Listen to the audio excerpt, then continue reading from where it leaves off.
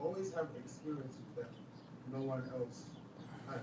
On the streets in Tottenham over a bar time, like they actually sent me a screenshot of the message of being the first person to send them the clip from the university. That must be like an insane position to be in. It's a horrible position to be in. This is how she's discovering it. So Gross thing. some people actually know what's going on and they have the details and they make decisions to like make certain moves. I'm looking at it from home and I'm like, why Tion and Eddie for it? We I get feel it. like you're going into that place I'm sure. Yeah. Vin. Let me see you one, boy. They say, bro. You good, yeah? Yeah, man. So I ain't never walked up to study for work. I ain't slept my girl. Swear to God. So down here, what do you do? I don't even know. Oh, you don't even know what you're Some, doing? from there, like some content, Formula One, some cartoon, Okay. and check for the races on the week. Okay. Nice little experience. No, that's dope. Listen, you just dropped your most recent album, the last one. I think I know why it's called the last one, but I want to know if I'm right. So is it the last one because it's the last album that you've got to deliver to your label? And is it also because the last one, obviously, when I listened to the intro of the album, you mentioned like your last bit in prison and that. And it's like you was trying to say, okay, that's the last time you're going to. But yeah, no, definitely. Like, I feel like that's why I like that part, but that's the story that I'm Yeah. yeah, like I want to move on to like a different space of music. I feel like my music is like very reflective. And I'm not really talk about how things are now. I think it's like kind of thing. Yeah. Just because of like all the stuff that I've done in the past. But even I do it even now, so I want to make it a lot more positive. It's bad, man. So is it definitely because it was reflecting on the last time you was in jail? Yeah, just like the last of everything negative. Oh, the last of everything negative in general. Yeah, I'm just trying to be more positive. What's the experience like being on the label? I never thought I'd ever like have that day. Yeah, so even in the beginning when I first got to my label, I only ever had one label meeting.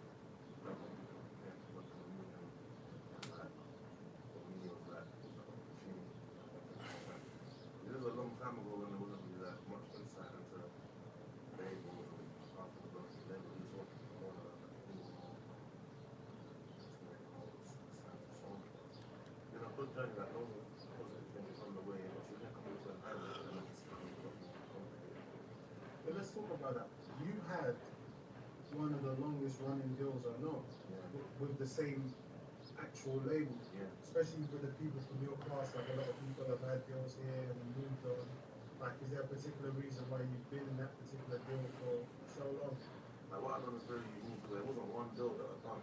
So like people think that I've done one deal and another long deal. No, I've actually done a lot of extensions and things have gone well and doubling up and topping up and all because like I was on a good trajectory. Like the grass is green, there's no reason to like not think about it. And because this is your last obligation to them, was it like a mutual decision between you guys that this was you moving on, or was it more like you wanted to stand on your own and independent?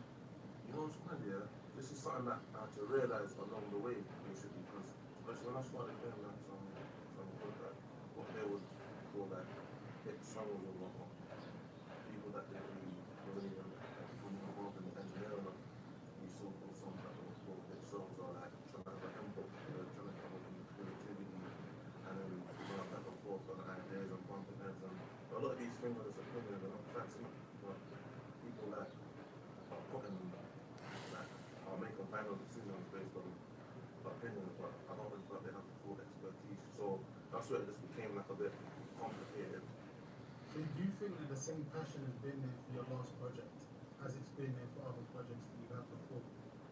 I feel like what I learned along the way was that there was actually no, it's not really, it wasn't really ever about the project that I've done. Like if it was ideal for them, this project would never be coming, you know what I'm saying? Oh really? Yeah, like, why'd you say that? because when every single time when I attempted to get into the project, or that I was on a nice momentum, like, and naturally, like anyone would get into a project, there was always something put in place for me to take a detour, you know what I'm gonna say. And because I'm like more about quality of the music and making sure everything's running smoothly, I don't mind taking time. I will never put out like a low quality, something low quality just to like break out of the deal, like whatnot. Like it's not really about the money and all that kind of stuff. I've had situations before when I was coming to the end of my commitment, and other labels coming in with the big money plays, and I'm saying, oh, like I'm not gonna fix nothing that's not broken. You know what I'm saying? Yeah. Yeah, when I dropped Martin so far, I was meant to get into an album. And actually, that's actually what the plan was. That was the first single from the album.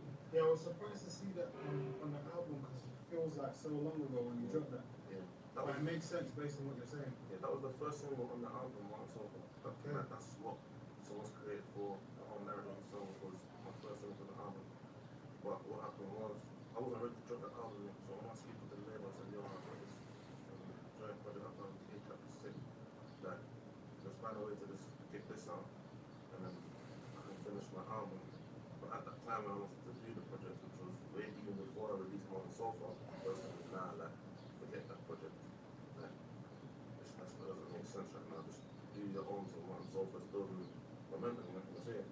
So through the song done well, I think that was like the only solo artist song to break into the top of the charts that year. So when I was ready to go on from that and I'm speaking about another single on the album, what they can see that this album campaign was about to start, which is my last commitment. Then that's when the conversation came back, you know what? Let's forget about that and let's do the K-Trap project. You know what I'm saying? So it's just these all that people reminding me of that. Like inconsistencies in what they were telling you to do or what you're trying to do. I felt like because it felt like naturally I want to get into my project and like that's the direction I'm heading, and there's been no conversations about what's gonna happen before that or what's gonna happen like last commitment. They're just trying to long it out now. So yeah, it was a headache, man. They had to get lawyers involved, and to even get the K-Trap project out was a headache, and it ended up wasting like almost up until now, but like 2 years of my time, bro. That's great. Honest, yeah. Okay, now I get that. And obviously in any relationship there's gonna be highs and lows, whether it's with your brethren, your girl, your label. There's been times where you've had mishaps as well with them. For example, the brawl that was at Sony one time, which is obviously like, I feel like when it comes to you, you've got like, you always have experiences that no one else has. Like, how was that when you had that certain situation at the label, which obviously is High Street, Kensington, nothing like that's happened before there, I don't think. You know, it was like obviously I was invited then into the door and whatnot. And you know, like I feel like this is a general thing with like the industry that we're in. Like, it's because you know you have all the street rappers and whatnot, and everyone has their little issues. Whatnot. I feel like it's kind of taken for a joke. A lot of people, they see me out there making jokes and whatnot, doing whatever. They're thinking about like whatever's going on can't be that serious. You know what I'm saying? So we end up in these kind of situations. They say so. Obviously, it was dealt with properly after, so I'm big them up for that. Like they came and spoke to me and made sure what I'm not. And then, Oh, so they took some ownership as well? yeah, definitely. And I've heard, obviously, I've been hearing since then like they've made changes to bump up things like so that won't happen again on their end. You know what I'm gonna say? So I think that's good, but obviously I had to deal with like the fallout of that like legally. I'm gonna say legally a lot of my visas that I was applications that was going at the time like that rubbed it out. I was on bail for that. You know they got these new terms that they use for almost the best part of 2 years as well.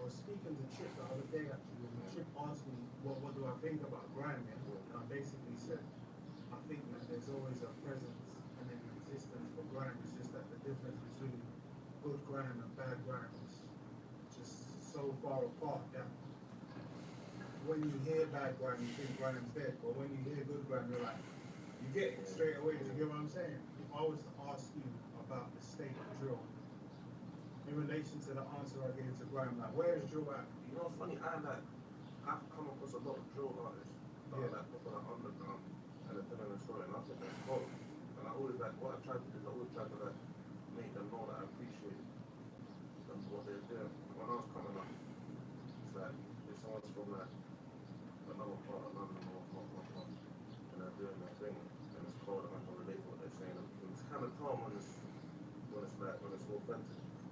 Literally, like there's certain situations that people can talk about, and only talk about it being like briefing. But I feel like what's happening now is just like weird now. People don't like to appreciate other people's work enough. People don't like to like bring people through enough. People that are watering them, seeing the sound, and they're putting their own new spin on things, which I don't really think is that much of a negative. I think that's just a natural aspect as the sound gets more popular. But yeah, man, it's not the quality in terms of that storytelling and production and whatnot. It's like it's not really it's high to it's never been, I believe. Do you think just hardcore straight drill is still going to be of relevance in 5 years, 10 years? If that's in your honest opinion, if that's your story, bro, like, if that's what's going on, then you can finally tell it to people in a way that is your truth. Then I don't really like to define things by genre. Yeah. As I've grown in music, and like there's a lot of instruments that actually follow instruments and sounds and samples and sounds that I'm attracted to. So that's kind of taken my mindset out of this whole genre kind of thing. I wouldn't really ever say any genre band because it's like stuff crossover between genres and we don't even really know what to call it. So for me, it's just all one thing in my mind. And I'm gonna say I understand that I'm certain for certain of influences, but if you can feel what they're doing, like feel their story, that might be different to mine, or different to everyone else's, and I feel like that's their to me. I relate to you a lot, and I relate to you especially because, you know, my hairline ain't what it used to be before. And I thought me and you were sharing the same struggle. So you threw in the towel. Yeah, I threw in the towel. But I don't know, have you watched Supercell? My nephew's been watching it. I haven't had a chance to sit and watch it, but I've been thinking like, all that stuff. I want to watch it. Like the way your ones come back, it's like, is that your Supercell power? Like, how? It's just a positive energy, you know. It's a positive Like, energy. trust me, man. I feel like faith can move mountains. Faith can move mountains. Like you can think things into existence. That's it. I'm not giving up, man. No, I feel you. Alright, cool. Let me ask you another question. What do you think of Kendrick Lamar? Not really my actual taste, To be honest, he's not mine either. But I understand what you mean. How about Pusha T? Someone like Pusha T? I don't really listen to this, to be honest. How about Future? Future is one of my favorite artists. Okay, cool. So let me ask you a question. Say Future reached out to you and he said he wants to get some work done. Would you be open to doing it? The reason I asked is because you once to me making songs with my ops is like putting money in their pocket. You do remember doing that, yeah? I can't remember seeing that, to be honest. You don't remember doing that? Yeah, It was like on just back in the and I wanted to know whether you still felt that way because obviously, for example, with the Future one, for example, you've had the opportunity to work with Drake, right? And Drake and Future don't necessarily get on right now, for example. So I wondered whether when you tweeted that at a younger age, whether at this point in your career, you're a bit more relaxed and open about the business of music and people being entitled to work with who they want to work with, sort of thing. You know, so man, like, obviously I don't, like, you're actually telling me something. I know Future Drake don't get along, like, well, I don't even know it for sure, to be honest. I've just seen some, like, a song come out, and I'm more confused by it. I don't understand. Yeah. Like, I've always appreciated them together. Like, I'm from over there, I don't even think that deep into them. You know what I'm saying? So, it's about, like, you can see when the way someone's thinking, usually. You know what I'm saying? I feel like from the outside looking in, you'll be able to see that that's where my mind's at. But some people actually know what's going on and they have the details and they make decisions to like make certain moves. And that's when I feel like it begins to get weird. So someone like me, for example, you know that me and you are cool, you know that I'm cool with people you might not get on with, for example. I'm basically the most fence sitter ever that you could find. You know what I'm trying to say? I ain't got no dog in the fight. I'm here to conduct business, be respectful, be gracious, and make some friends if it's a bonus. Does that make any sense? Like, when it comes to people like me, is it easier to understand that we are fence sitters and we will never pick a side? And is it also different for rappers that you might have close relationships with? Because I'll be honest with you, sometimes as a human, if I see somebody with somebody that I don't like per se, I have felt a way about it sometimes. I wouldn't do anything about it, but I have felt a way about it initially. You get it? But then I get over it because at the end of the day, you don't just want to dwell in that emotion because it might destroy you. Like, if you want to align with someone, like, that's your own decision. But I just more, like, that would just, I think everyone probably do what they want to do, but that would just change, that would change the way I see you morally. Like, me, I value my own opinions and my own morals, so I don't want to be, like, rubber shoulders with just everyone. So if I feel like I have a view on someone that they're my own, but you're happy to, like, rub shoulders and be like involved in something that's not off in my eyes, that just makes me think that you're not. Hear your point, but people might not be in it that deep at times. But I guess it depends on how close you are with whoever. Yeah, I don't think there's anything to ever think into that deep. Like, that's to me the way I think. So it's not a personal thing where I'm gonna think, oh, like, I'm upset with you or whatnot. I just look at it like, oh, like, this is what you want to land with, then cool. Like, I just go back to it. We all saw that clip on airplane with you and Tion, and obviously you're with a few people, like 3 or 4 people. Yeah. He's with a few people, 3 or 4 people, whatever. It's an airplane. Yeah. And I'm looking at it from home and I'm like, why Tion and Heady for it? Yeah.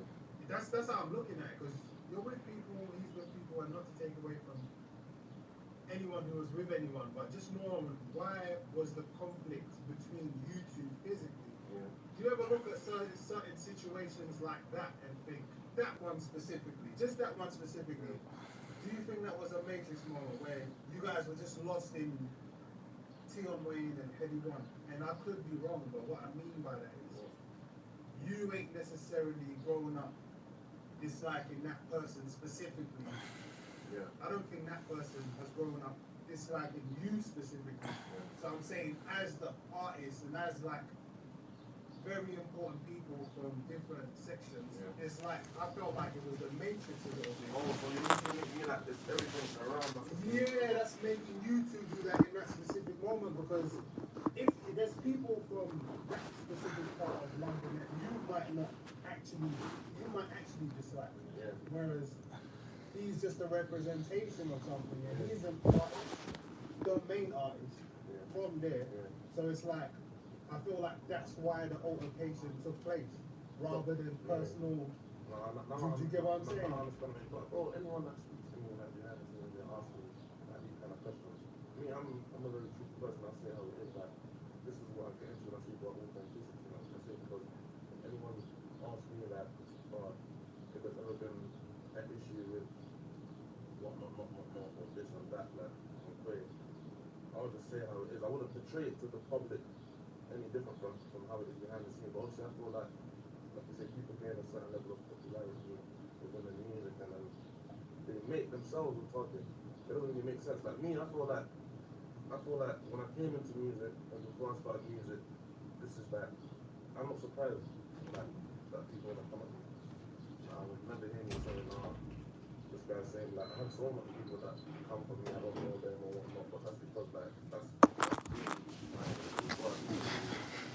like, it doesn't make sense for me to want to come into music and then start portraying yourself in a certain way.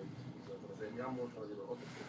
Come into music and portray myself more as like try and clean it up a bit, you know what I'm trying to say.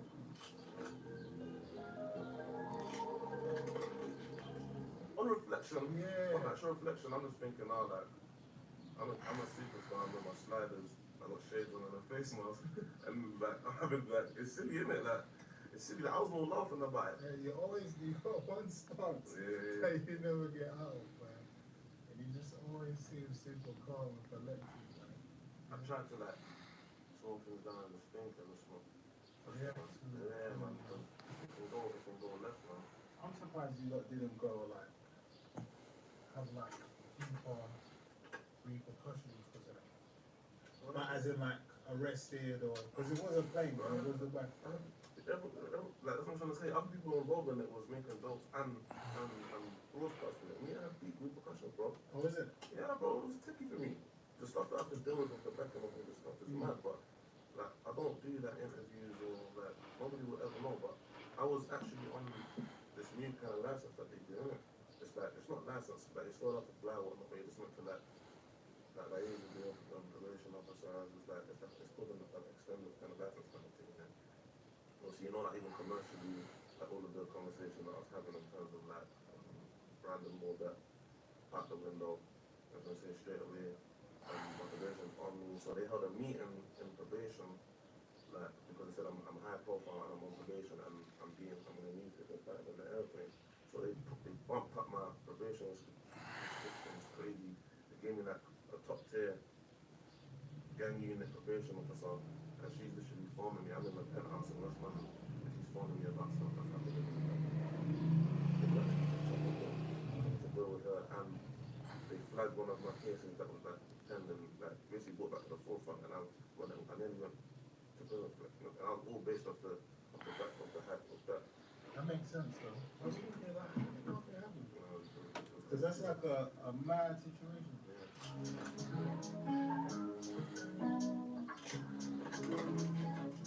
Even another mad situation here, like even law school, for example, yeah. I remember years ago, me and law school doing music together, and I remember my nephew when he was younger used to like law school's music a lot, innit? So one time, boom, hit law school, and I said, yo, like my nephew's things here, like pull up, and he's pulled up by himself, you know. Got to my nephew's thing or whatnot, cover thing with like one of his female friends or whatnot, and then he came, felt comfortable. He's around all this, like the man, them, the dog, them, and that. He's around my sister's there, my dad's there, and then they pushed the mic on him, and he performed at my nephew's singing it. This isn't some like any hall in Manor House, like around the corner from the hood and that. So I'm going to the studio now, fast forward, and like obviously, like you know, everyone's an individual, innit? You know what I'm saying? But like the man will bring maybe a next man from the studio, like I'm aware of like one or two things that might be happening. You know what I'm saying? So like how can a man that's gonna come to my nephew's thing and like show that much respect for my nephew's thing and my family, then next minute he's going online and he's seeing that I'm standing shoulder to shoulder or like with guys that's this and I'm up, bro. Like for me, even forget what he thinks. For me, I'll be disappointed in myself. If I ever had done it, then it wouldn't have been within my knowledge. But if it is within my knowledge, then like that's just the kind of person I am, bro. I feel like I'm just like I like to show people the same respect that they show me. You know what I'm saying? But some people don't think like that. Like they'll go on like because this person is getting some traction or whatnot, or like they'll just burn the bridge, bro. So that's why you take those things kind of seriously because your morals and integrity are so high when it comes to those types of situations and meaningful situations. No, definitely. And who knows, like I might have situations where I slip up as well, but it wouldn't be within that my knowledge, you know what I'm saying? Yeah. So that's why I feel like I can walk around and feel calm, bro. Do you ever see yourself in 10, 20 years, the icon HEADIE ONE with the stronger hairline? Do you see yourself in a better place and trying to make change and actually like letting go of any sort of issues that you have? Because that's like, you see me, I've done a lot of things in my career, yeah? A lot of things, a lot of innovative things in my opinion, but there's one thing that I really want to do, and I want to squash one rap beef in my life. And obviously my thing, that's not my fault. Whatever beefs you might have or whatever, but I'm just saying in general, do you get what I'm saying? So yeah, do you ever see yourself in 20 years, 30 years being in a better place with me? This is like the trenches, though, isn't it? Like this is what happens, like them kind of stuff navigate in ways which like no one's ever gonna know how it plays out. Yeah. So you know that there's never really a happy ending. There's very few happy endings coming out of that them kind of scenarios. You can't decide when you want to call it quits when you're dealing with so many other people, you know what I'm saying? So it's just about just navigating, bro, and like making clever decisions. So obviously Potter's on the album. Yeah. Potter's one of the most talented and blessed rappers in the UK. Has been for a lot of years. He's outwardly said, I believe that you're one of his favourite rappers. Yeah. If not his favourite. Well, how does it feel when someone like that rates you so high? Because I've had this a personal conversation with Potter because I even was saying to Potter that when I was growing up and like in the old 13, old 13 when I was like just doing whatever I was doing. He's from East London, I'm from a whole different part of London. So you wouldn't even know that I was listening to his early stuff as well. So when I was like away in 14 and Potter started doing well, like I heard him on Charlie stuff, you know what I'm saying? And he had like a fan that dude. And I was thinking like, raw, like I appreciate this and like this is motivation for me to come out and move forward positively as well. You know what I'm saying? So the fact that he also ended up in not such a great situation and then doubled back and also had like the same positive things to say, it's like a full circle moment to be honest. And I also respect that as well because like a lot of people will just keep that and like keep that thought in their mind. So I feel like that's similar to me. That's something that if I see something I appreciate it, there's nothing to just openly just put it out there, even to the individual, you know what I'm saying?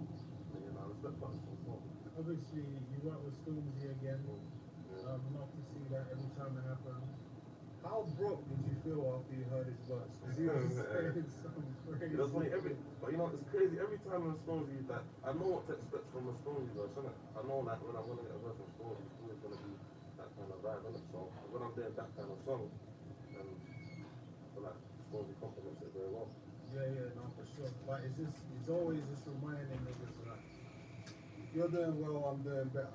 And that's how I felt when he said, Yeah, because you're doing better in life and like you're getting into different kind of things. yeah, then you're gonna do naturally. Then you'll understand because when you say all bags of skincare and features and whatnot, like if you're into skincare, you know skincare is expensive, isn't it? So No, of course. And it's always good to know where everyone's at anyway, because it lets you know, okay, cool, we're about to go do more than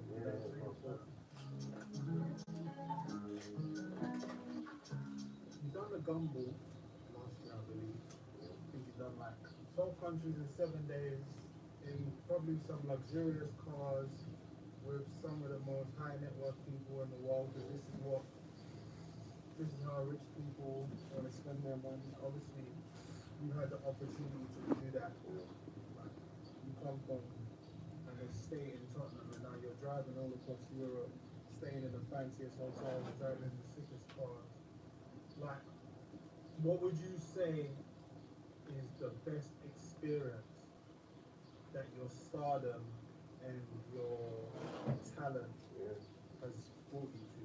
I appreciate the little things. You know what I'm saying? Yeah. But like, I'm thankful for the little things, and every day that is a reminder that you know what I'm saying that things are getting better and that